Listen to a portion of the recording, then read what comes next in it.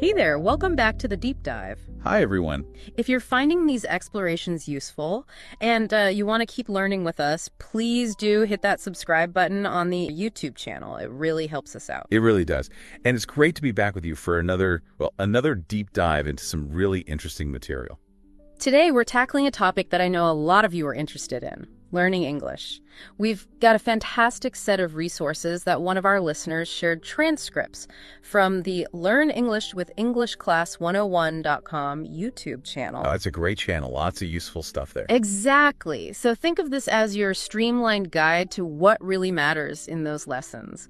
We're aiming to pull out the core insights, the things that can, really accelerate your learning. Right, without you having to wade through hours and hours of video content yourself, maybe. Precisely. Our goal is to go beyond just summarizing. We want to unpack why these particular words and phrases are so important. And maybe how you can actually integrate them into your own learning journey, make them stick. Exactly. So our mission today is to dive deep into these transcripts. We'll cover essential vocabulary verbs, nouns, adjectives, and then practical phrases for travel and just everyday conversations. Sounds like a solid plan. Yeah. We're basically extracting the most valuable nuggets, the key takeaways. Hopefully giving you some real aha moments along the way. Okay, let's get started. Where better to begin than with the absolute bedrock of any language? Vocabulary. That's right. You can't build sentences without the bricks, so to speak. And EnglishClass101.com, they offer a fantastic free resource right off the bat. Oh, yeah. What's that? Is a core 2,000 words ebook. And what's really valuable about it, I think, isn't just the number of words, but the focus. Focus on what? On high-frequency expressions, the words and phrases you'll actually encounter, and, more importantly, use constantly in daily life, not obscure stuff you'll never need. Okay, that makes a lot of sense, so it's practical. Extremely practical. Yeah. It's available via a link in the description, apparently, and I'd highly recommend checking it out. It's like a really good foundational tool. Absolutely. Instead of feeling totally overwhelmed by, the dictionary, this gives you a strategic starting point. Focus your energy where it counts, especially at the beginning. Right. Now, building on that core vocabulary, the transcripts also feature videos on the top 25 English verbs by frequency, top 25 English nouns, and top 25 English adjectives. Yeah, the greatest hits lists. These are always useful. They really are. These lists are gold because they highlight the real, the workhorses of the language, the words doing the heavy lifting. Definitely. Let's start by drilling down into those verbs. Why are high-frequency verbs so crucial, do you think? What makes them so special? Well, if you think about how we build sentences, verbs are almost always the engine, right? The engine. I like that metaphor. They drive the meaning. Yeah, they express actions, states of being, occurrences, everything that happens. So by mastering even a relatively small set of these super common verbs, you suddenly unlock the ability to form a huge number of basic sentences. And express a whole range of ideas, even if simply at first. It's about efficiency in communication, getting your point across. Makes perfect sense. Okay, the first verb on their list is be. Now, on the surface, it seems incredibly simple, maybe even boring. Maybe. Don't underestimate be. Its simplicity hides incredible versatility. That's what they point out. Its core meaning relates to existence, just being. Think about how often you use it without even thinking, I am, you are, she is, it was. It's everywhere. It really is. It's the foundation for describing who we are, where we are, what things are like, countless states. And the examples they give show this range. I want to be an astronaut. That's an aspiration. Right. Or, I think you would be a great person for this job. An assessment, a state of suitability. And even the simple command, be yourself. Powerful advice, using that fundamental verb. What's also interesting about be is how it functions not just as a main verb, but also as an auxiliary verb, right? A helping verb. Yeah, precisely. That's a huge part of why it's so frequent. It's crucial for forming continuous tenses like I am speaking right now or they were watching. And the passive voice too, like the cake was eaten. Exactly. This dual role main verb and auxiliary verb significantly amplifies its frequency and importance. You just can't escape it. The examples provided also touch on different aspects. We saw aspiration, want to be, encouragement, be yourself. They also include let's be friends. Which highlights its role in social connection. Forming relationships, stating intentions. Language isn't just about facts, it's about connecting with people. Very true. Okay, moving on. The next verb is have, Again, seems straightforward. Core meaning, possession. Like the classic beginner sentence, I have a dog, or she has red hair. Simple ownership. But just like it branches out, doesn't it? It does more work than just showing possession. Oh, absolutely. Have extends way beyond just owning things. Yeah. Think about experiences. I have an idea, or we had a great time. Or obligations. I have to go now. That's a big one. A huge one. And it forms part of so many common expressions. Have lunch, have a shower, have a look, have fun. Right. The examples in the transcript illustrate this well. What do you have, and how many do you have? Those are clearly about possession. Straightforward questions. But then you see, how have you been? Good point. That uses have as part of the present perfect tense. Exactly. Indicating something that started in the past and continues, or has present relevance. It's not about possessing Ben. No. And have you seen my mom? Another perfect example of that grammatical function in a really common everyday question. So learners need to grasp both the possession meaning and its crucial role as an auxiliary verb for perfect tenses. Definitely. Okay, that leads us nicely to do. Another little word, doing a lot of work. The examples they give, like do you want some pizza or do you have a dog, immediately show its primary role as an auxiliary verb. Right, for forming questions in the simple present and simple past. Did you see that? It's essential grammar, but it's also used as a main verb, meaning to perform an action, to carry something out. Like, what are you doing? Or, I need to do my homework. Exactly. And they include a fun reference, apparently. Yeah. Dobie dous. If you're Frank Sinatra, I do the things that you do better. Huh. That's clever. It actually shows both uses right there. It does. Do you sets up the question structure using do as the auxiliary, and then I do the things uses do as the main verb, meaning perform or execute. With a bit of playful repetition, that kind of memorable, slightly quirky example can really help learners get the hang of it, I think. I agree. It sticks in your mind better than just a dry rule. Okay, following do is say, meaning to utter words, to speak. Pretty straightforward core meaning. Yeah, examples like say what you want or say my name are direct and clear. Just speak those words. What's interesting about say, though, and really important functionally, is how often it introduces reported speech, right? Ah, yes. Telling someone what someone else said. He said he was tired. She said, I'll be late. That's a key function. We use say constantly to relay conversations and information, while the provided examples like say my name don't explicitly show that reported speech structure. Right, they're more direct commands or statements. Thinking about its common use in reporting speech really emphasizes its importance in communication. It's not just about uttering sounds yourself. Good point. And the other example, say my name, say you love me, also shows how verbs like this are central to expressing emotions and relationships in language. Definitely. Simple verbs, powerful feelings. Okay, next we get to get. Get. The Swiss Army knife of English verbs. That's a perfect description. As they mention in the transcript, it has a truly wide range of meanings. It's one of those verbs that can be genuinely tricky for learners. Because the meaning shifts so much depending on the context. Exactly. And often depending on the little words that come after it, the prepositions or adverbs. Phrasal verbs with get are a whole world unto themselves. Like get up, get over, get away, get by. Precisely. But even on its own, as in the examples provided in this section, you can see the versatility. Right. Get a life and get a job. What does get mean there? Like obtain, acquire. Yeah, obtain or acquire seems right, but then get a haircut. You don't exactly obtain a haircut in the same way. It's more like receiving a service, maybe. Exactly. Or get a better suit. That implies improvement, or perhaps exchange, or buying. And I'm getting tired. That's different again. It's indicating a change in state, becoming tired. Right, it's about process or transition. So acquire, receive, become. Already multiple meanings just from those few examples. And they apparently threw in an anecdote about a pony and a lizard. Seems like it. Just a fun way to keep learners engaged, probably still illustrating the idea of acquiring or receiving something, even if it's a bit silly. Keeps it light. So get requires a lot of attention to context. Definitely. You can't just learn one meaning for get. Okay, next up is make. Core meaning, to create or construct something. The obvious example is make a cake. You're physically constructing it from ingredients. Or make a model airplane.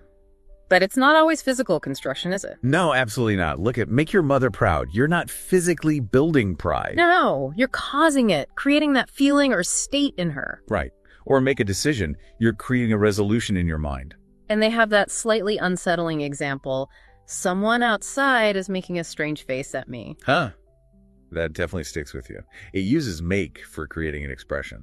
It's memorable because it's a mini story, a bit weird. That personal, slightly odd touch makes it relatable, I think. Less like just a dry vocabulary list. Agreed. And another important one, make a living through legitimate means.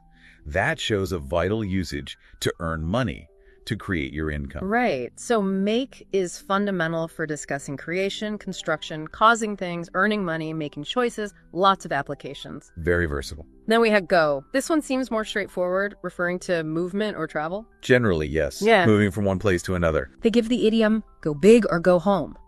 Meaning, put in maximum effort or don't bother. A classic motivational phrase. And a simple example. I'm going to the beach. Straightforward physical movement. Can't get much clearer than that. And the transcript mentions repetition like, you should go to the beach, you should go to the forest. Which emphasizes the imperative form, telling someone to go and shows different destinations. But the crucial point they make here, and it's a big one for beginners, is about the irregular past tense. Yes. Go becomes... Went, not goed. Definitely not go. Yeah. Why is it so important for learners to really nail those common irregular verbs early on? What's the impact if they don't? Well, these irregular verbs are incredibly high frequency in English. Think about go, be, have, do, say, make. We've just discussed them. They're everywhere. Right. And their past tense forms just don't follow the regular pattern of adding ed. They have unique forms you just have to memorize. Exactly. And if learners don't memorize these early on, it can lead to pretty significant and noticeable errors when they try to talk about past events. Which is fundamental, right? Storytelling, recounting your day, talking about history. Yeah. It all relies on using the past tense correctly. Absolutely. So go changing to went is one of the most common, most basic irregularities. Mastering it is essential for fluency. You really can't afford to keep saying go. It marks you as a beginner immediately. For sure. Okay, next verb. No. This one's interesting because of a specific grammatical point they highlight. Which is? It's not commonly used in the progressive or continuous tense.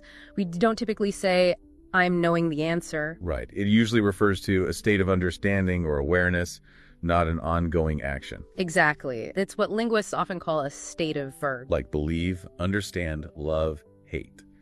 They describe a state, not a dynamic action. So they usually stick to simple tenses. The examples, I know the answer, and what do you know about this issue, clearly illustrate this present tense usage for a state of understanding or possessing information. You just know it.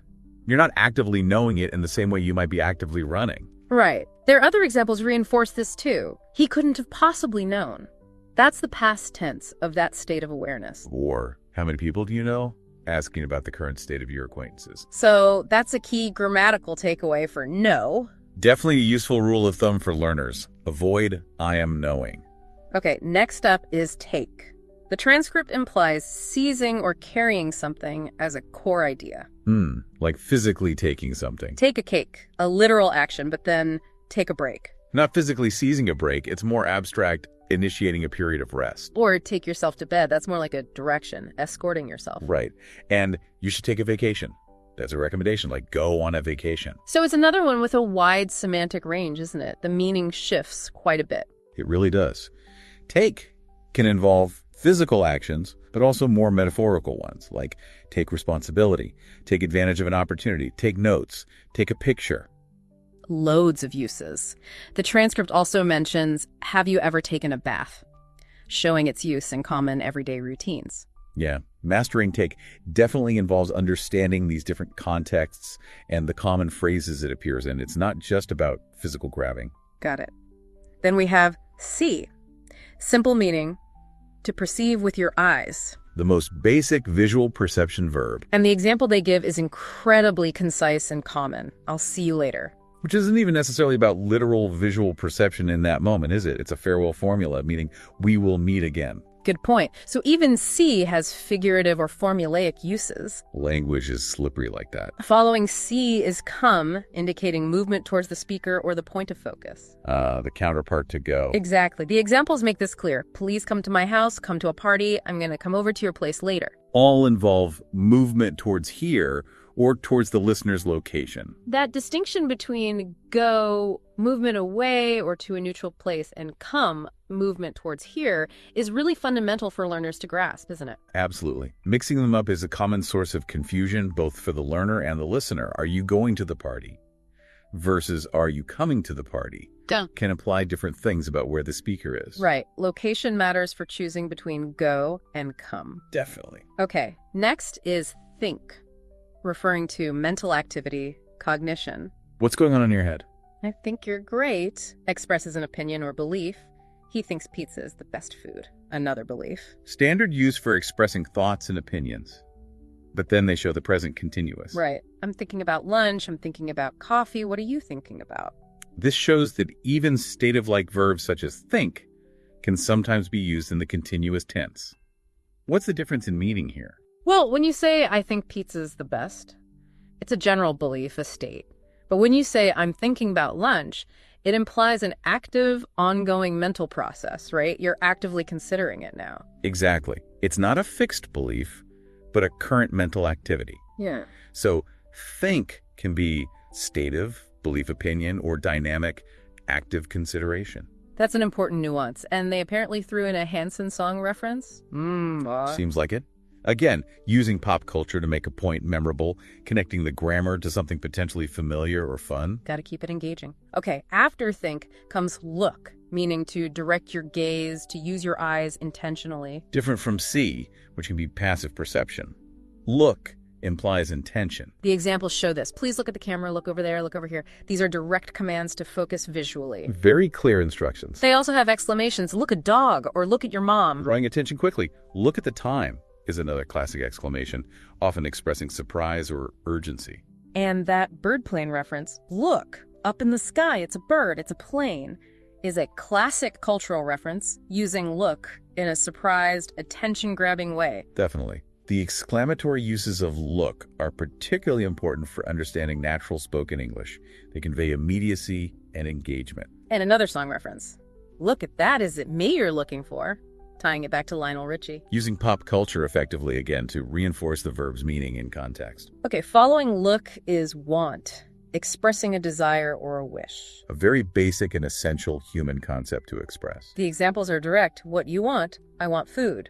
Simple expressions of needs or desires. Fundamental for communication. They also have, how many coffees have you ever wanted? Which sounds a bit unusual. Yeah, it's slightly humorous, maybe a bit hyperbolic. It still illustrates want, but in a slightly exaggerated way. Perhaps just for engagement. Could be.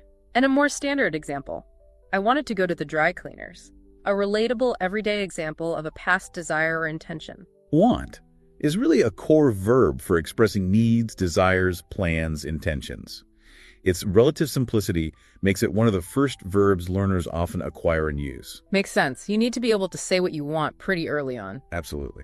Then we have give, meaning to transfer possession or offer something. From one person to another. The first example is an idiom. Give me a break. Right, not literally asking for something called a break to be handed over. It's an expression of annoyance or disbelief. Shows how verbs get embedded in fixed expressions. Then, I'm going to give you a raise, Stevens. A direct statement of a future action transferring more money or a better status. And the opposite. I'm giving you the axe fired. A much more dramatic, negative use of give. Metaphorical again. You're not handing over a literal axe. And they reference Kit Kats, give me a break, Lord of the Rings, give us the precious. More great examples of using cultural references and humor. These really showcase the different tones and situations where give is used, from offering something positive like a raise, to expressing frustration, give me a break, to delivering bad news, giving you the axe, to demanding something, give us the precious. Exactly. Give is fundamental for discussing exchanges, offers, commands. Its range is well illustrated here. Okay, next is use, meaning to employ something for a purpose. To utilize a tool or method. Don't use a pen is a clear prohibition. Use something else like a pencil. Simple instruction. Then, I like using chocolate when I make food. Shows a personal preference for an ingredient, using chocolate as a tool in cooking. Right. And the slightly humorous, maybe suspicious question. Are you using me for my brain? Huh. Adds a touch of intrigue. Using a person as a means to an end. The examples clearly show the connection between use and the tools, materials, or even people being employed for a specific task or purpose. Got it. Then we find, meaning to discover something, offer something that was lost or hidden or just encountered. Discovery. We could have found buried treasure, a fun hypothetical situation of discovery. This appeals to the imagination. I'm Finding Nemo, a direct reference to the popular movie about searching and finding. Connects to a story many people know. And more practical examples. Find things on the internet with Google. Using find for locating information. That's a very common modern usage. And they even tie it back to themselves. Find English words at EnglishClass101.com. Clever self-promotion woven in.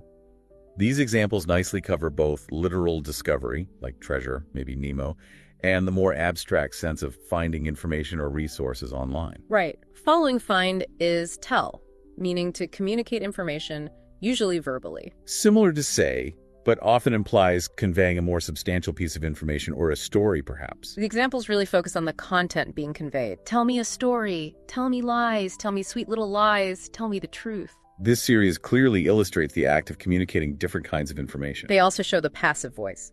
I'm told that you are an extremely good opera singer, meaning someone else communicated this information to me. Good grammatical point, and a direct instruction. I'm telling you to leave, using tell as a command.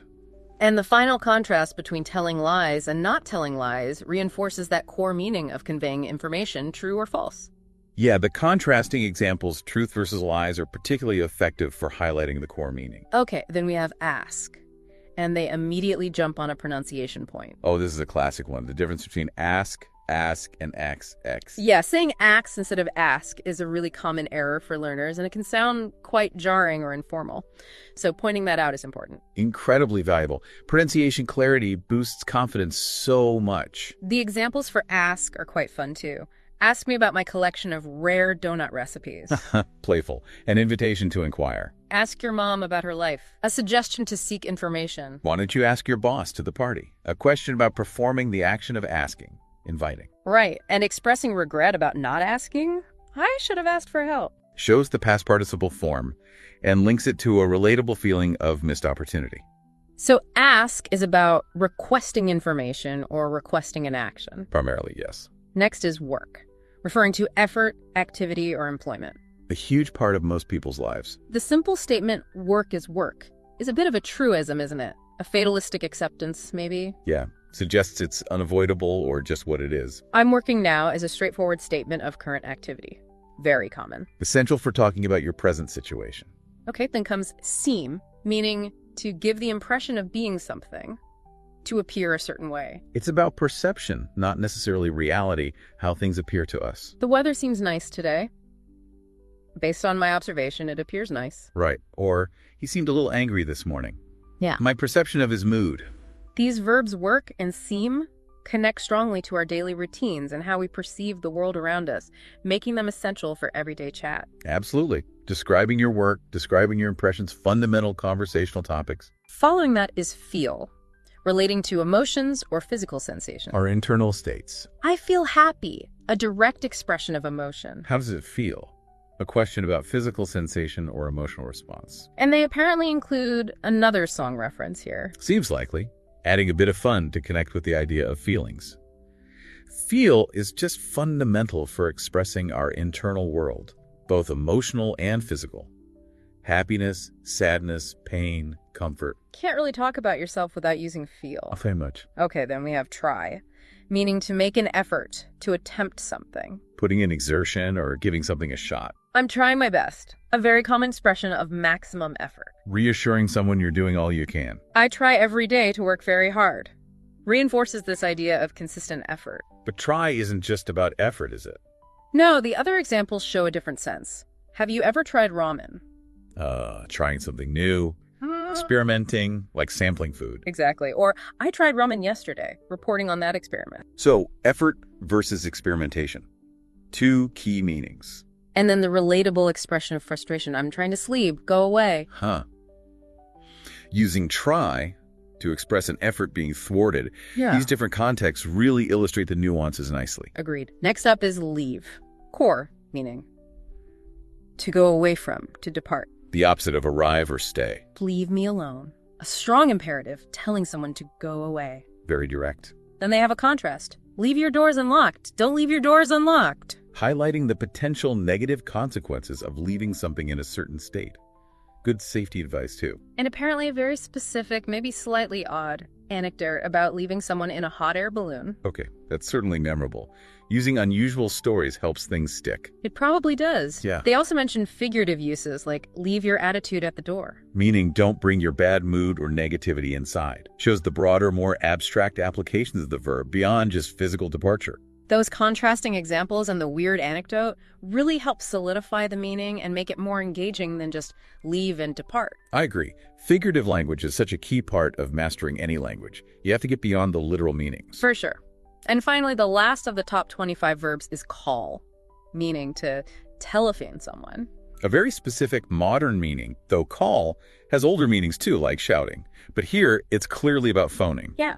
The examples confirm that. Give me a call, please call me later, and another pop culture hit, call me maybe. Can't escape Carly Rae Jepsen, instantly recognizable phrase using call. Then a piece of advice, call your mom on her birthday. A common social expectation. And they end with some lighthearted scenarios involving seagulls and wrong numbers. Sounds like it. Just adding a touch of humor to wrap up the list. That lighthearted ending makes the whole thing feel less like a daunting chore and more like an enjoyable exploration. It does. Okay, they wrap up the verb section by encouraging practice, noting the different forms and uses, and of course, asking viewers to subscribe. So that was a pretty comprehensive look at their top 25 English verbs. What are your initial thoughts on this list and how they presented it? What really stands out to me is the heavy emphasis on showing these verbs in context. They didn't just give definition. No, it was all about the examples. Right, numerous examples for each verb, often incorporating humor, pop culture, mini stories, cultural notes. It makes the learning much more engaging and, I think, more memorable than just trying to memorize a list of words and definitions. I agree. The context is everything. And the inclusion of specific grammatical notes, like the point about no not usually being used in the progressive tense or the past tense of go. Or the pronunciation of ask. Exactly. Those add another layer of really valuable practical insight that goes beyond just the meaning. It feels very practical and geared towards actual communication hurdles learners face. Absolutely. Okay, that was a deep dive just on the verbs. Let's pivot now to the top 25 English nouns.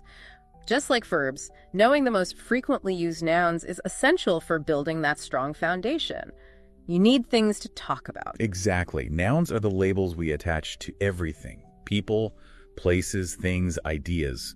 Without them, you can't name the world around you. The first noun they highlight is name, and its importance is immediately clear, isn't it? Oh yeah, Basic Interaction 101. Questions like, what's your name? Statements like, my name is, even the example they give about Harrison Ford, his name is Harrison Ford, reinforces how fundamental this noun is for basic identification. You can't introduce yourself or ask about others without it. Yeah. Foundational for social interaction and personal identity. Right.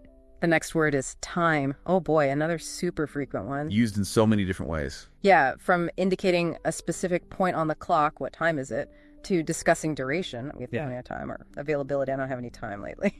Or even abstract concepts like the time of the dinosaurs. And they apparently reference House of Cards. There's no time for something. Seems like it. Grounding it in a relatable, maybe dramatic context. Time is both concrete, like clock time, and abstract, like an era or duration, which definitely contributes to its high frequency. We use it constantly to organize our lives, discuss schedules, plan, reflect on the past, anticipate the future. Yeah. It's woven into everything. Totally.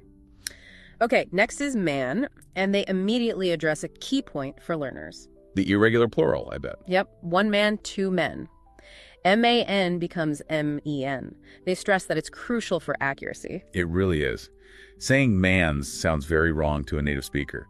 Highlighting these common irregular plurals early on is vital. Examples like, who's that man? And the informal, what's up, man? Show its common usage. And noting its counterpart, woman, is helpful for understanding these basic gendered terms. Essential vocabulary for talking about people. Following that, naturally, is woman. And again, the irregular plural women is highlighted. W-O-M-A-N to W-M-A-N. And crucially, the pronunciation difference. This trips up so many learners. Oh, yeah. Woman lamb with the sound at the end versus women limen with the I sound. It's subtle but important. Very important for clarity. The simple example, this pretty woman, is a very common kind of phrase. The subtle phonetic differences between singular and plural forms like this can often be a challenge, so drawing specific attention to them is super beneficial. Agreed. Next is person. And the crucial point about the plural, it's not persons usually. Right, is people. One person, two people. Persons exists, but it's very formal or legalistic usually. People is the everyday plural. That's essential. The example they give about discussing other cultures, such and such countries' people, shows its broader application beyond just counting individuals. It refers to populations or groups. Person and people are fundamental for discussing human beings, both individually and collectively, and in all sorts of social and cultural contexts. Definitely. Then we have thing, that wonderfully vague but incredibly useful noun. The ultimate placeholder. Yeah, for when you don't know the specific word, or you're referring to an inanimate object in general, or even an abstract concept sometimes. What is this thing? Is a classic question when faced with something unfamiliar. Or, I like many things. Very general. They mention a self-correction about knowing the book Where the Wild Things Are. Seems like it. Adding a bit of humor and cultural reference again, while still illustrating the word thing. Thing acts as an incredibly useful safety net for learners, doesn't it? When your specific vocabulary fails you, thing can often fill the gap, at least temporarily. For sure. It buys you time or allows communication to continue even without the perfect word. Okay, the next word is mother, a key family member. Absolutely. And they apparently list variations. Yeah, mom, mama, mommy, and even international versions like madre or mama and mamacita for a bit of cultural flavor. That's helpful because it shows the range from formal mother to very informal and affectionate mommy. Family terms are obviously central to personal relationships and everyday chat. Knowing these variations is important for understanding different cultural and familial dynamics and just sounding natural. Right, you wouldn't usually call your own mother mother in casual conversation in, say, American English. You'd likely use mom. Good point. Following mother is day. So fundamental. Talking about time again. Schedules, routines, specific events. Asking what day is it? Wishing someone well. Have a nice day. Talking about yesterday, today, tomorrow. Day is just a cornerstone of time-related vocabulary, essential for organizing our lives and discussing anything that happens within a 24-hour period. Can't live without it. Then we have world, encompassing the entire planet, the globe. Around the world in 80 days. Exactly. But it also extends to specific areas of interest or activity, right? Like the world of science or the fashion world. That shows how nouns can be used more abstractly. It's not just the physical planet, but a whole domain or sphere. Useful distinction. Okay, next is father, the male parent. Counterpart to mother. And again, they list common variations. Dad, daddy, papa, pop, etc. Similar range from formal to informal. Important for the same reasons as the mother variations. They also apparently include a little cultural observation about mother often being seen as nurturing and father as perhaps a bit stricter. Oh, interesting. Though they hopefully note that these are just stereotypes and perceptions vary hugely. Yeah, the transcript implies they add that caveat. But it's interesting how language can reflect or embed certain traditional societal views, even if they're changing or not universally true. It's true. These cultural associations linked to even basic family terms, while not universal facts, can provide insights into how language and culture interact. Definitely something to be aware of. Okay, then we have sister, a female sibling. Or sometimes used for a very close female friend, right? Like soul sister. Exactly. They mention the shorter form sis in a movie reference, probably Sister Act or something similar. Terms for siblings are crucial for discussing family structures. And that extension to close friends shows how language can express those strong emotional bonds beyond blood relations. Good point. Following that, logically, is brother, a male sibling. Or again, sometimes a close male friend. They mention variations like bro, which has become very common, especially online and among younger people. Very common. Though sometimes used ironically, too. Yeah, they apparently include the sarcastic example, cool story, bro, and reference the movie Oh Brother, Where Art Thou? More pop culture. But they also add a note of caution about using bro. Yes, that it can sometimes sound like a college-age boy or carry certain connotations, so maybe use it thoughtfully depending on the context and who you're talking to. That's a useful cultural nuance. Awareness of the potential connotations of slang or informal terms like bro is important for learners to avoid sounding inappropriate or out of place. Definitely. Okay, next are daughter and son, clearly defined as female and male children. Pretty straightforward. They include a helpful pronunciation reminder. Sun, child, and sun in the sky sound the same. Homophones. Ah, good catch. That can definitely confuse learners if they're only seeing the written word. The simple question, do you have a daughter or do you have a son, is a very common way to ask about someone's family. These are just fundamental terms for discussing family structure and relationships across generations. Essential vocabulary. Then we have eye, the body part used for seeing. Simple enough, but often used figuratively. Exactly. They highlight idioms like, I've got my eye on you, meaning I'm watching you carefully, maybe suspiciously. Or keep your eye out for something, meaning watch for it, be alert. These show how basic nouns, especially body parts, get embedded in figurative language, in idioms, and they bring back that Lionel Richie question, is it me you're looking for? Tying it back to the verb look and the noun eye, reinforcing the interconnectedness of vocabulary. Nice touch. Body part vocabulary is essential for describing ourselves and others, and the inclusion of these common idioms adds real depth to understanding how these nouns are actually used in everyday expressions. You need both the literal meaning and the common figurative uses. Following eye is hand, another body part. And, like eye, often used in common phrases. Especially in the context of offering or asking for help, right? Give me a hand, meaning help me. Or can I give you a hand? Offering help. These are incredibly practical, useful social phrases. Immediately useful in social interactions. You hear and use those all the time. For sure. Next is head. Anatomically, the top of your body. Where your brain is. But it's also used metaphorically to refer to the top or the leader of things, isn't it? Absolutely. The head of the company, the head of the table, the head of the department. So, position or leadership. They apparently include a playful example. If you have a head, then dance. Just being silly, linking the body part to an action. It shows how a concrete noun for a body part can also take on these more abstract meanings related to leadership or being the top. Right. Then we have foot, the body part at the end of your leg. And another irregular plural. Exactly. 1 foot, 2 feet. F-O-O-T becomes F-E-E-T. Crucial to remember. Like men, and women. Gotta learn those irregulars. They also connect foot to the unit of measurement, 12 inches. Right, he is 6 feet tall. And even the footer at the bottom of a page in a document. Interesting connection. Showing how the same root word relates to the bottom or base position in different contexts. Bottom of the leg, base unit of measure, bottom of the page. Understanding these related meanings can definitely aid vocabulary retention. Yeah, seeing the connections helps it stick. Following foot is place, a general term for a location, a spot, an area. Very versatile noun for location. Often used informally for someone's home, right? As in, let's go to your place instead of let's go to your house or apartment. Yes, very common. The transcript notes that your place often sounds more natural in casual conversation than your house. That's a valuable tip for sounding more like a native speaker. Understanding those subtle preferences in phrasing is key to achieving more natural, idiomatic English. It's those little things that make a big difference. Okay, next is work. And they rightly make a distinction here. Between work, the verb, to perform a task, and work, the noun. Exactly. Here we're focused on the noun. Your job, your employment, or the tasks you have to do. Like, I have a lot of work to do today. Or, I like to go to work, referring to the place of employment or the activity itself. They also mention its application to artistic endeavors, a work of art. Right, so the noun work can mean the effort, the job, the place, or the result, like art. Recognizing that a single word form can function as different parts of speech, verb versus noun, is crucial for understanding sentence structure and meaning.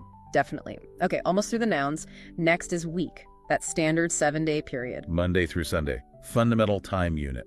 Used in frequency expressions like once a week, every week. They also define weekdays, Monday, Friday typically, and weekend, Saturday, Sunday. Yeah. Very practical stuff. Yeah, time-related nouns like week, month, and year are just essential building blocks for organizing our lives and discussing events in time. Following week is month, 12 of them in a year. Another key time unit. Apparently, the transcript adds a personal touch here, with the speaker mentioning they prefer autumn months and giving Halloween as an example. Nice. Adding those little personal anecdotes or preferences makes the vocabulary learning feel more relatable and memorable. Less like a textbook list. I agree. Next is year, Typically 365 days, the cycle of seasons. The longest of the common time units we use daily. What year were you born? A fundamental question for demographics or just getting to know someone. And many years ago. A classic way to start a story set in the past, like week and month, year, is foundational for discussing longer time frames, history, ages, etc. Absolutely. Then we have 1. Now, obviously it's the number 1. The first cardinal number. But they highlight another specific, more emotional use, referring to a lost loved one, often in romance. Like he, she was the one that got away, meaning the perfect partner who is no longer with you. Exactly. It shows how even a simple numerical noun can carry significant emotional weight and cultural meaning in certain contexts. That's a great point. Even the most basic vocabulary can have these deeper layers of emotional and cultural significance. It's not just about counting. Very true. And the last of the top 25 nouns is number. Like 1, 2, 3, 4. The concept of quantity. Used in questions like, what's your phone number? And they add a practical note here. In everyday speech, we often omit the word phone. Right. You just ask what's your number. It's understood from context you mean phone number. This demonstrates how everyday speech often involves shortening or abbreviating common phrases. Another tip for sounding natural. Little efficiencies we use all the time. Okay, they wrap up the nouns by encouraging learners to keep these words in mind and have fun with them. It's a really solid overview of fundamental nouns. What are your key takeaways from this noun list? For me, a few things stand out. The consistent emphasis on irregular plurals, men, women, feet, people, that's crucial. Definitely. Also, highlighting the subtle but important nuances in meaning and connotation for seemingly simple words, like the different uses of time, work, head, or the cultural notes around man, woman, father, brother. And the figurative uses, like with eye and hand. Exactly. And the pronunciation tips, like for woman versus women or son versus son. These are the details that can really refine a learner's understanding and make their English sound much more natural and accurate. It's not just about knowing the word exists, but how to use it correctly in all senses. Couldn't agree more. Okay, we've tackled verbs, we've tackled nouns. Now it's time for the words that add the color and spice. The top 25 English adjectives. The descriptors. These are what make our language vivid and expressive. Without adjectives, everything would be very bland. So true. They start with a big one. Good. Probably the most common positive adjective. And they immediately mention its comparative, better, and superlative best forms. Why is it so important to introduce comparatives and superlatives right away with adjectives? Because we rarely just state a quality in isolation. We're constantly comparing things. Yeah. Is this pizza good? Is it better than the last one? Is it the best pizza ever? Expressing degrees of quality is fundamental. Makes sense. And the example, I think pizza is good, is straightforward base level.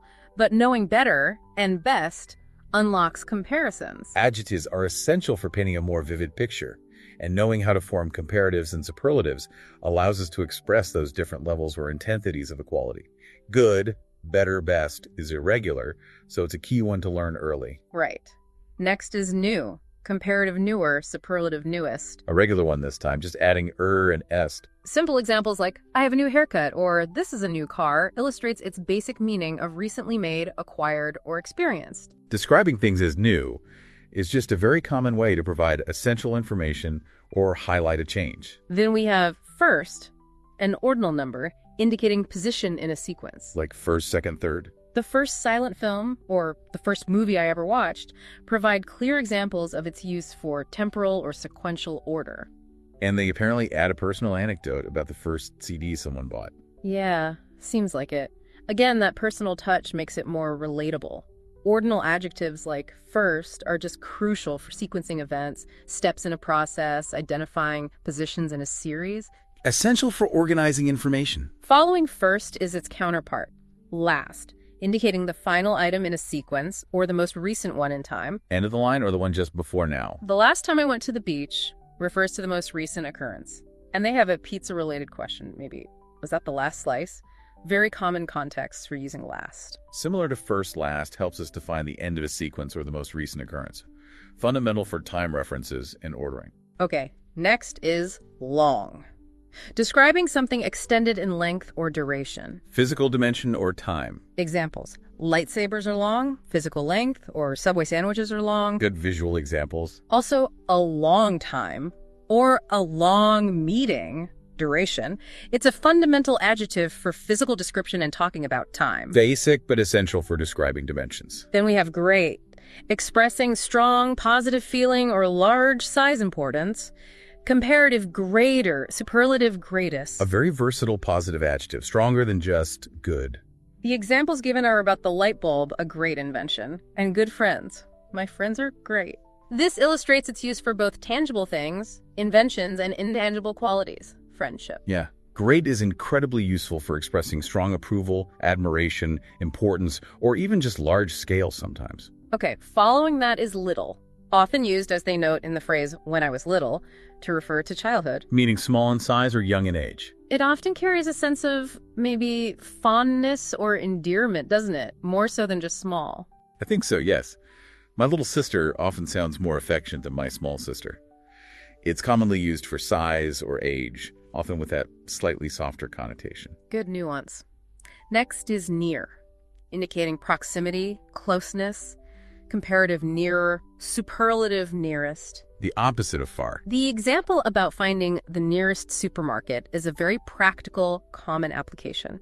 Asking for directions often involves near or nearest. Absolutely essential for giving and understanding directions, describing locations relative to something else. Where's the nearest? Then we have big, describing large size. Comparative bigger, superlative biggest. The basic adjective for large physical size. An elephant is a big animal, clear example, but they also point out conceptual uses, like that fashion is really big right now. Meaning popular or trendy, not physically large. Exactly. It shows how adjectives describing physical size can also be used metaphorically to indicate importance, popularity, or intensity. Similar to long, big describes size, but definitely has those common metaphorical uses too.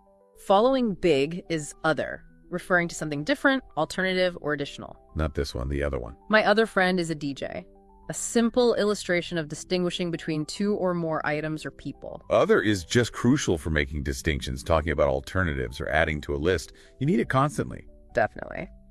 Next is old. Comparative older, superlative oldest. Used for things with a history or for age. Right. Old movies, an old house, having existed for a long time. Or describing age, my grandpa's really, really old. This adjective is key for discussing age, history, the passage of time, comparing vintages. Very widely applicable. Then we have right. This one has multiple common meanings, which they highlight. Yes, context is key here. It can mean correct or accurate, as in you're right. The opposite of wrong. Or it can indicate direction, as in make a right turn. The opposite of left. Or even refer to rights in a legal or moral sense, human rights. True. Understanding that a single adjective form, like right, can have these distinct meanings depending entirely on the context is a crucial aspect of language learning. You can't just learn one definition. Definitely need to pay attention to the surrounding words. Following right is high, describing vertical elevation or level. Comparative higher, superlative highest. How far up something is. A fear of high buildings or high mountains. A direct physical description. Or high prices, high quality, more abstract levels. This adjective primarily describes vertical dimension or altitude, but extends to levels on a scale too. Next is different, meaning not the same, distinct. The opposite of same or similar. Having many different friends is a lot of fun. A good example showing its positive connotation in the context of variety. Different is just fundamental for discussing variety, making distinctions, comparing and contrasting. Can't compare without it. Then we have small, comparative, smaller, superlative, smallest. The opposite of big or large. They note its similarity in meaning to little, but point out a common usage difference. We often say little kid rather than small kid. That's a good point about collocation words that naturally tend to go together. While small and little are similar, native speakers often instinctively prefer one over the other in specific phrases like little kid. That highlights those subtle variations in word choice that make speech sound natural. Good tip. Very useful nuance. Following small is large. Very similar to big, comparative larger, superlative largest. Another word for great size. Is there a difference between big and large? Often they're interchangeable. A big house, a large house. But they mention one practical distinction. What's that? Clothing sizes. We typically use small, medium, large, S, M, L, not usually small, medium, big. That's true. Good practical point. Useful distinction to remember, especially when shopping. For sure. Next is easy. Comparative easier, superlative easiest. Describing something simple, not difficult. The opposite of difficult or hard. This test is easy, is a direct example, but they include a very important warning. Let me guess. Don't call a person easy. Bingo. They explicitly warn against that because calling a person easy in English often has a negative, specifically sexual connotation, implying promiscuity, particularly for women. Yeah, that's a crucial cultural and linguistic point.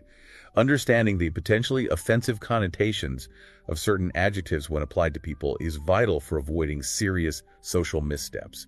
Easy is a prime example. So, if critical warning. Okay, then the opposite. Difficult.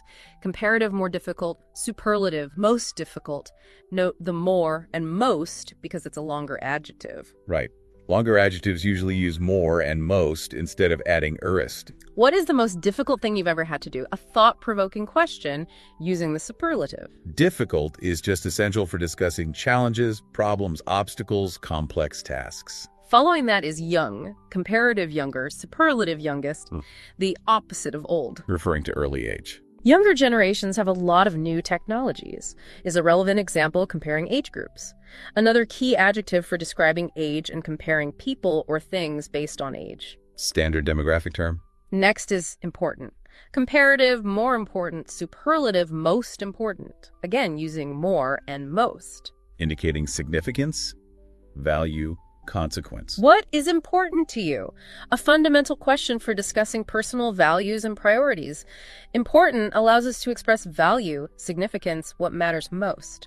Crucial for any serious discussion. Then we have interesting, comparative, more interesting, superlative, most interesting, describing something that captures your attention or curiosity. The opposite of boring. This type of music is the most interesting, is a subjective opinion expressing strong preference based on engagement. This adjective describes anything that holds our curiosity and attention. Makes conversations, well, more interesting. True. Following that is short, comparative shorter, superlative, shortest, referring to limited length or duration. The opposite of long. I am the shortest person in my class is a direct example of physical height comparison. Or a short meeting, a short break. Duration. So, like long, it applies to both physical dimension and time. Describes limited extent. Next is bad. Comparative worse, superlative worst. Another key irregular form like good, better, best. Absolutely essential to learn worse and worst, not badder or baddest. It's the fundamental adjective for describing negative qualities, the opposite of good. Bad food will give you bad feelings illustrates a common cause and effect. Simple, direct, negative evaluation. Then we have boring, comparative, more boring, superlative, most boring. The opposite of interesting. Lack of engagement, tediousness. The most boring story I've ever heard was a story about a tomato. A humorous, subjective example of extreme lack of interest. Boring describes that feeling of lack of interest or excitement. We use it often to evaluate experiences. And the last of the top 25 adjectives is far. Comparative farther or further, superlative farthest or furthest, the opposite of near. Describing significant distance. The farther-further distinction is subtle and often debated even by native speakers, but both relate to greater distance. How can I go farther? Asking about increasing distance. And they include a personal note about running distance, illustrating its use for physical space. Far describes significant distance and is the clear antonym of near, essential for location and travel. Okay, they conclude the adjective section by encouraging experimentation, another really great foundational list. What are your overall thoughts on this set of descriptive words? It's actually quite remarkable how much descriptive power these 25 adjectives provide.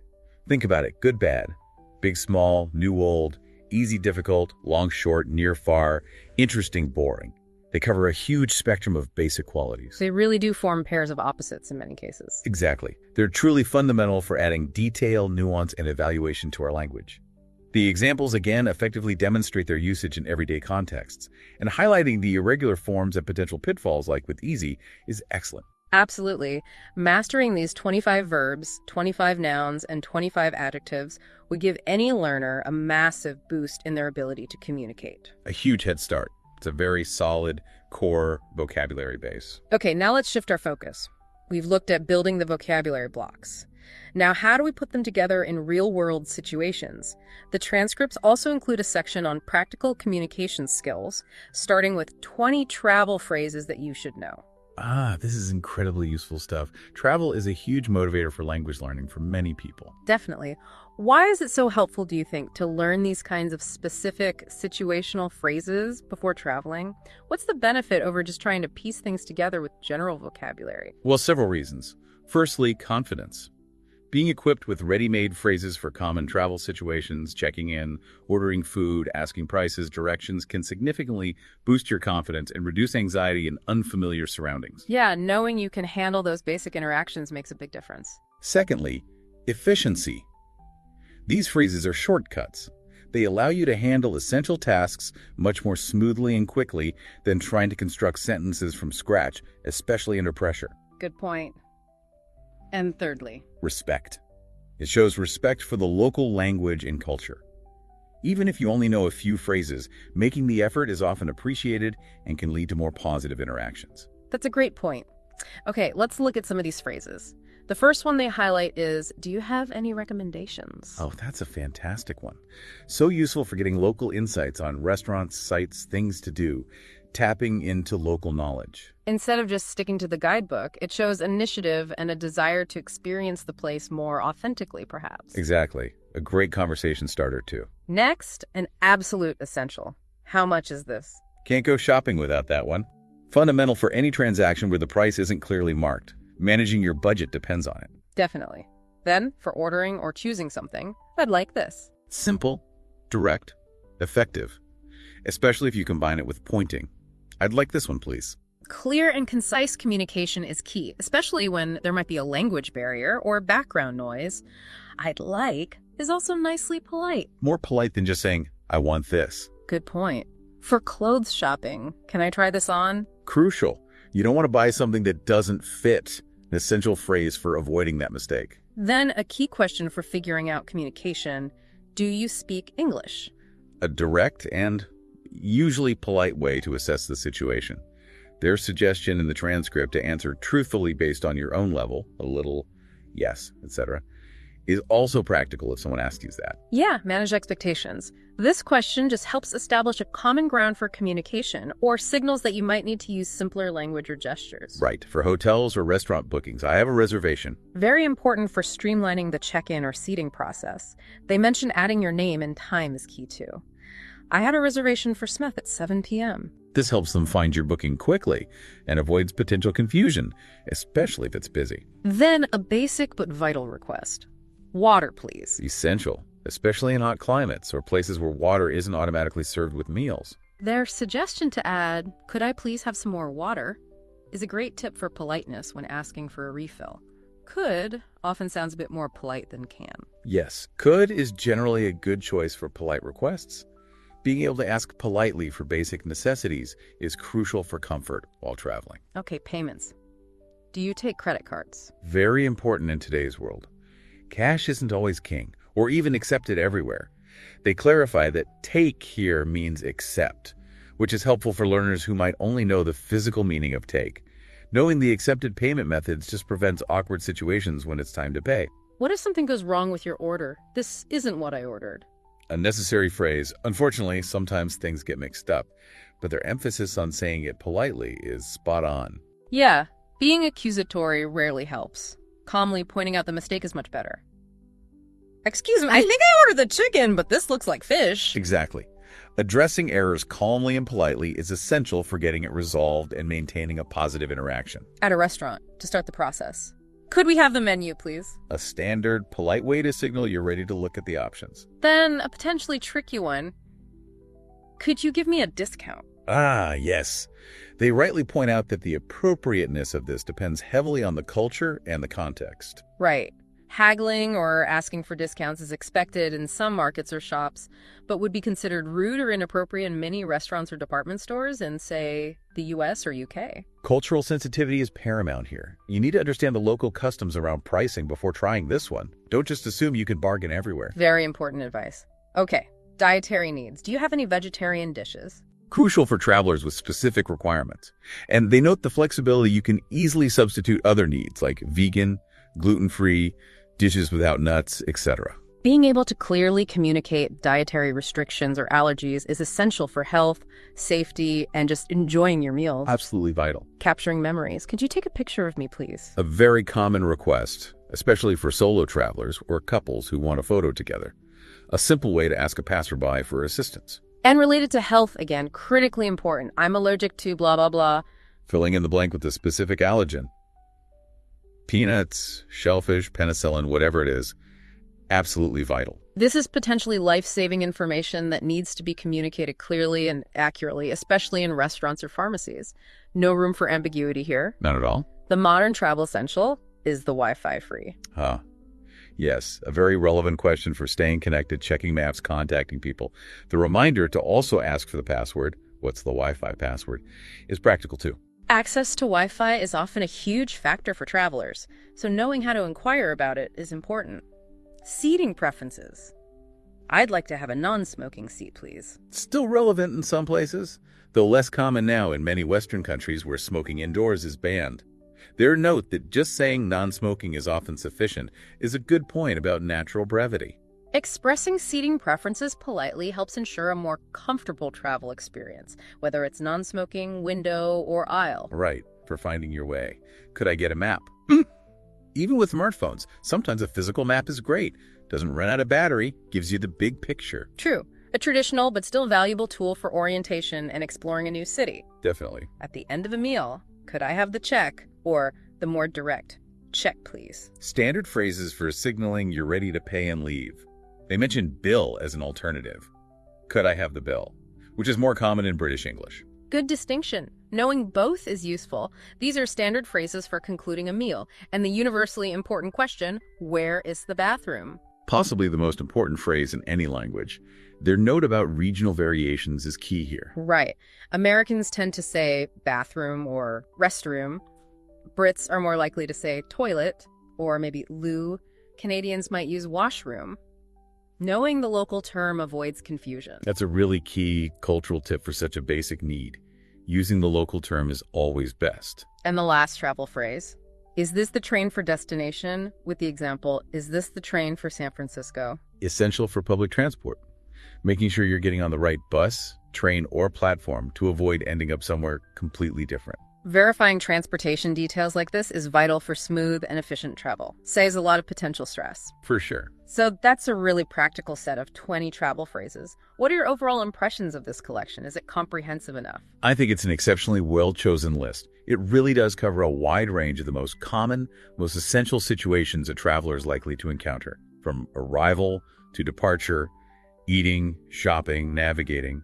It hits the key points. Yeah, it feels very practical. Mastering these 20 phrases, even if that's all the English you know, would undoubtedly make navigating a new English-speaking environment much, much easier and more enjoyable. And the emphasis on politeness in several of the explanations using could I please, being calm when there's an error, that's also really important, isn't it? Very important, and sometimes overlooked in phrasebooks. Travel interactions often involve service staff, and politeness goes a long way in ensuring smooth and positive experiences. It's not just about the words. It's the attitude, too. Excellent point. Okay, from travel specifics, let's move on to even more foundational communication with the section on essential English phrases for beginners. All right, back to basics, the real building blocks for any conversation.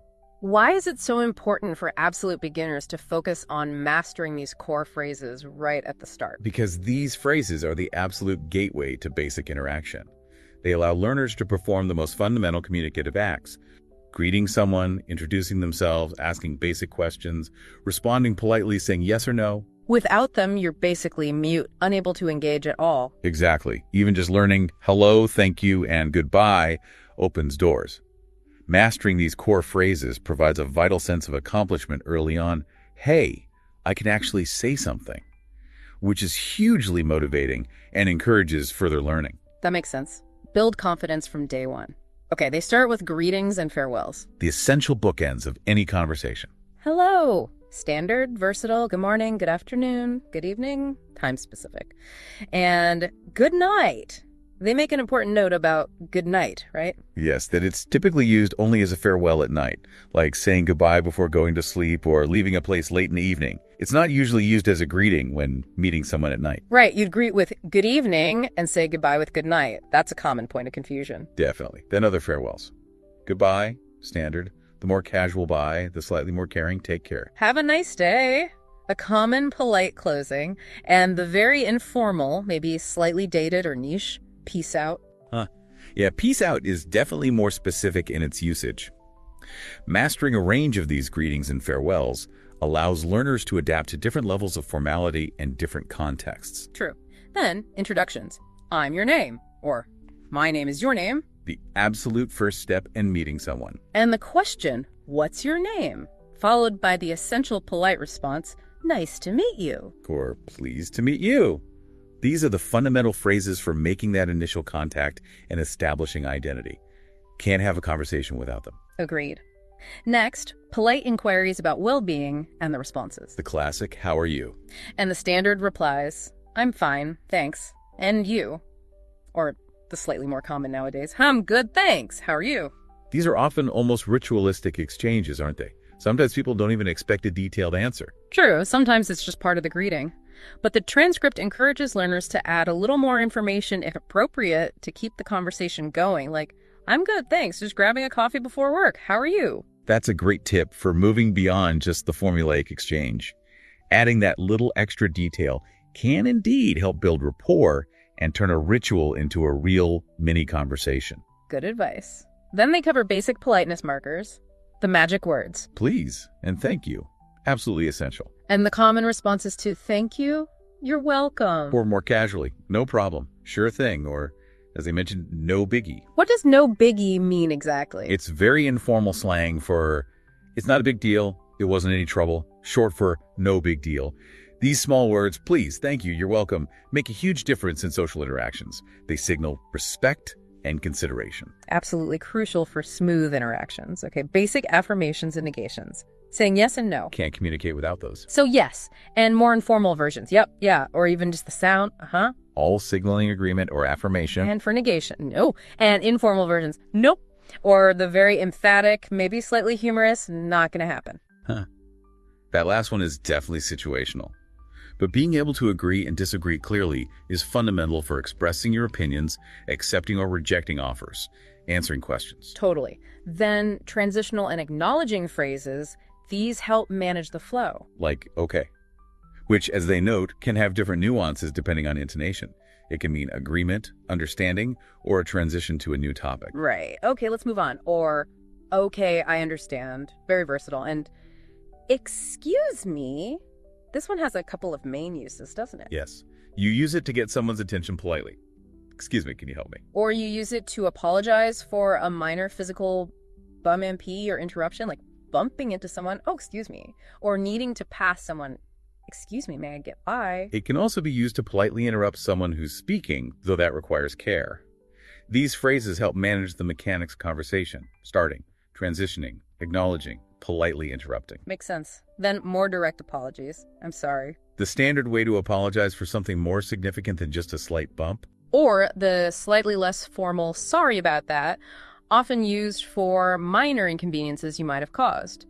Knowing how to apologize appropriately is a really important social skill in any language. Absolutely. Expressing remorse sincerely when necessary helps maintain positive relationships. Okay, common questions for getting information. What time is it?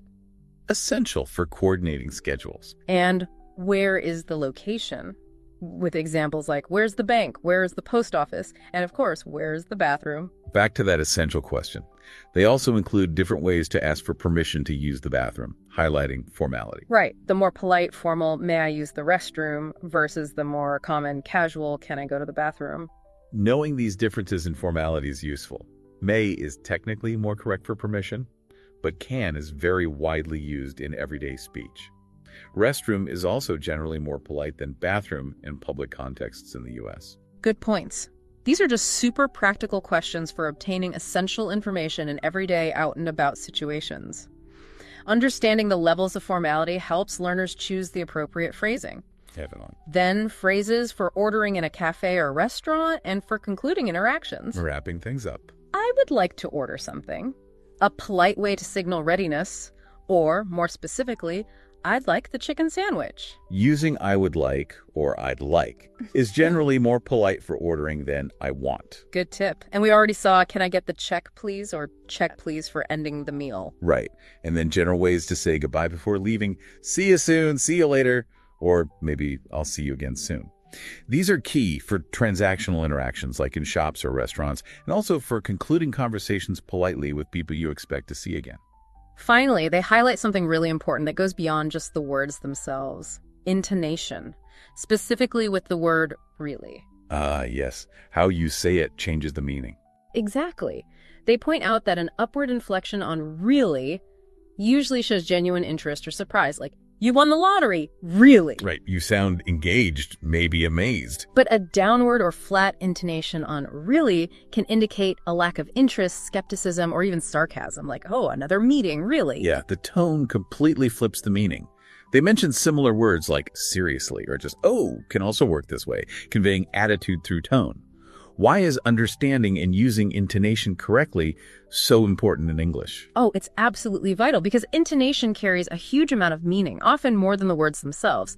It signals emotions: happy, sad, angry, bored; intentions: asking, telling, suggesting; attitude: interested, skeptical, sarcastic, and even grammatical function. Like how rising intonation at the end of a statement can turn it into a question, you're coming to the party, versus you're coming to the party. Exactly. That slight lift changes the function entirely. So, understanding and using English intonation patterns effectively is key to sounding more natural, being understood accurately, and also understanding the true meaning behind what others are saying. It's a layer of communication that text often misses, crucial for spoken fluency. Definitely. Okay, they wrap up this section by, again, encouraging subscriptions. This list of essential phrases feels like a really solid foundation for any beginner. What are your overall thoughts? I think the way they've categorized these phrases, greetings, introductions, politeness, questions, etc., provides a very clear and logical structure for learners. It breaks it down into manageable chunks related to communicative functions. Yeah, that structure is helpful. And crucially, highlighting the nuances, the difference between good evening and good night, the formality levels of may I versus can I, the cultural warning about easy, and especially the vital role of intonation with really adds a valuable layer of understanding. It goes beyond just memorizing phrases. It helps learners understand how and why to use them appropriately. It's about communicative competence, not just vocabulary lists. Precisely. A very strong starting kit for beginners. Absolutely. Now, the final part of the material we reviewed consists of excerpts from videos designed to test listening comprehension. Putting the knowledge into practice through listening. Right. These involve short dialogues, often with visual cues in the original videos. Now, as we mentioned earlier, we can't replicate the audiovisual quiz format here in our deep dive today due to time and medium constraints. Of course, we can't play audio or show pictures. Exactly. However, it's still really valuable for us, and for you, the listener, to understand the kinds of practical scenarios these listening quizzes cover. Why is it so important for language learners to actively test their listening comprehension? What does that achieve? Testing listening comprehension is absolutely crucial for several reasons. Firstly, it bridges the gap between passive knowledge, knowing words and grammar rules, and active skill. Yeah. Understanding language as it's actually spoken. Okay, so it makes the knowledge active. Yes. Secondly, it helps learners gauge their actual progress in understanding spoken English in various real-world contexts. Are they understanding different accents, different speeds of speech, vocabulary used in natural conversation? Right, it's a reality check. It identifies specific areas where they might be struggling. Maybe they're good with slow, clear speech, but struggle with faster, more colloquial talk. Or perhaps certain sounds or vocabulary are consistently tripping them up. This feedback is essential for focusing their future studies effectively. So it guides their learning path. Exactly. And ultimately, it builds confidence. Successfully understanding a dialogue, even a short one, is incredibly rewarding and motivates learners to keep practicing. It improves their overall communicative competence because listening is half of any conversation. Couldn't agree more. You need to understand before you can respond. Now, the scenarios covered in these English Class 101 quizzes seem really well chosen for practical relevance. What kind of situations do they cover? A really broad range of everyday stuff that learners are genuinely likely to encounter. Things like interactions at a bookstore, maybe asking for a specific book or genre, Okay, practical. ordering food and drinks at a restaurant or cafe, understanding the waiter, making requests, making appointments over the phone, doctor, hairdresser, etc. Those can be tricky because you lack visual cues. Good practice. Identifying objects or people in photos based on descriptions. The woman with the red hat, the building next to the park. Basic descriptive language comprehension. Good for vocabulary and prepositions of place. Discussing travel plans, talking about destinations, transportation schedules. Various shopping scenarios, asking about products, prices, sizes, returning items. All very common high-frequency situations. Exactly. Yeah. These aren't abstract grammatical exercises about obscure points. They're grounded in the practicalities of using English in daily life. And by engaging with these realistic scenarios, learners develop that crucial ability to understand spoken English in a variety of contexts, perhaps with different speakers, different accents, different levels of formality. That's a vital skill for real-world communication. It really is. So while we can't go through the specific quiz questions and answers today, we strongly encourage you, our listener, if you're serious about improving your English listening, to head over to the LearnEnglishWithEnglishClass101.com YouTube channel. Find those listening comprehension videos or quizzes. Exactly. Engage with them actively. Test yourself. Don't just passively watch. Pause, replay, look up words you miss. It's a fantastic way to actively engage with the language and reinforce everything we've been discussing today, the vocabulary, the phrases, the flow of conversation. Absolutely. Active learning, where you're testing yourself and getting feedback, is almost always more effective than passive exposure alone. These kinds of interactive quizzes are excellent tools for that. Okay, so that covers the main types of content in the transcripts we analyzed. Let's take a moment now to maybe quickly recap the key takeaways from our deep dive today into learning English with EnglishClass101.com. Sounds good. It's been quite a journey through vocabulary and phrases. It really has. We started by exploring the absolute importance of building essential vocabulary. We looked at their lists of the top 25 most frequent verbs, nouns, and adjectives, the real workhorses of the language. And we highlighted their free Core 2,000 Words ebook as a potentially fantastic starting point, focusing on high-frequency practical words. Then we moved into applying that vocabulary. We delved into those 20 practical travel phrases, specifically designed to make navigating English-speaking countries much easier and less stressful. Covering key situations like ordering, shopping, asking for directions, handling reservations, and dealing with basic needs. And we also looked at those even more fundamental, essential English phrases for beginners, covering greetings, introductions, basic politeness, asking questions, saying yes, no, the absolute bedrock of starting any conversation. We discussed the importance of mastering these for initial communication and confidence building. And finally, we touched on the value of actively testing your listening comprehension through practical, scenario-based exercises, like the quizzes offered on their channel, to bridge the gap between passive knowledge and active understanding. Throughout all of this, what really stood out, I think, was the practical focus of these materials. The emphasis is clearly on everyday, usable English. I agree. It's not overly academic or theoretical. No. And they provide context constantly through numerous examples, cultural notes, pronunciation tips, grammatical insights woven in naturally. It's not just about learning words or phrases in isolation. It's about understanding how and why they're used in real communication. Right. And as we've seen, the Learn English with EnglishClass101.com channel seems to offer a real wealth of resources, structured vocabulary lists, practical phrases, engaging listening exercises, all aimed at making the often challenging process of learning English more accessible, more effective, and hopefully even more enjoyable. It seems like a great example of how online platforms can provide comprehensive, engaging, and practical language learning opportunities for people anywhere in the world. Definitely a valuable resource for learners to explore. Well, that brings us towards the end of this particular deep dive into the fascinating and sometimes challenging world of English language learning. Thank you so much for joining us today and exploring these valuable resources and strategies with us. It's been a real pleasure to delve into this material and share these insights with you. Language learning is a topic close to my heart. Mine too. And just a final thought for you, our listener, to take away from today's discussion. Learning a language, any language, is truly a journey, isn't it? It's not really a destination you arrive at and then you're done. That's so true. There's always more to learn, more nuances to discover. Exactly. But every new word you learn, every phrase you manage to use correctly, every conversation you understand a little better, each step opens up new possibilities for connection, for understanding different cultures, for personal growth. So maybe ask yourself, what's one small, achievable action you can take today, right after this, to keep moving forward on your own English learning adventure? That's a wonderful and inspiring thought to conclude with. Keep the momentum going, even with small steps. Precisely. And finally, if you've stayed with us right until the very end of this quite lengthy deep dive, thank you. We really appreciate your time and attention. And if you found it helpful, we would be incredibly grateful if you would take just a moment to subscribe to the YouTube channel. Your support really does help us continue creating these in-depth explorations into all sorts of interesting topics. It absolutely does. So until our next deep dive, take care, keep learning, and happy practicing. Goodbye, everyone.